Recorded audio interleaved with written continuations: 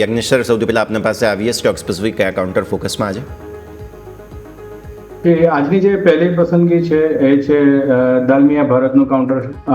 Last trading સેશનમાં ઘણો strong breakout જોયો હતો અને સ્ટોક જોયો છે તો શોર્ટ ટર્મની અંદર એક higher top higher bottom formation up trend ચાલી રહ્યો છે. Short term mid term moving એવરેજની ઉપર ટ્રેડ કર્યો છે અને ડેઇલી ચાર્ટ પર ઘણા સ્ટ્રોંગ એક બુલિશ મોમેન્ટમ બિલ્ટઅપ જોવા મળી રહ્યું છે. દરમિયાન ભારતમાં બાયની સલાહ છે 2125ના સ્ટોપ લોસથી. લક્ષ્યાંક ઉપરમાં 2500નો જોવા મળી શકે છે. સો લગભગ એક મહિનાની આના ડ્યુરેશન રહેશે.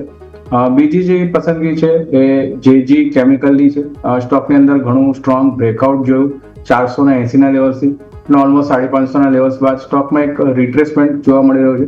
લાસ્ટ બે ત્રણ ટ્રેડિંગ સેશનમાં ઘણી વોલ્ટિલિટી જોવા મળી રહી છે અને વોલ્યુમ્સ પણ સ્ટ્રોંગ બિલ્ટઅપ જોવા મળી રહ્યા છે અને સ્ટોક પ્રીવિયસ બ્રેકઆઉટ લેવલ્સ પાસે જ મળી રહ્યો છે.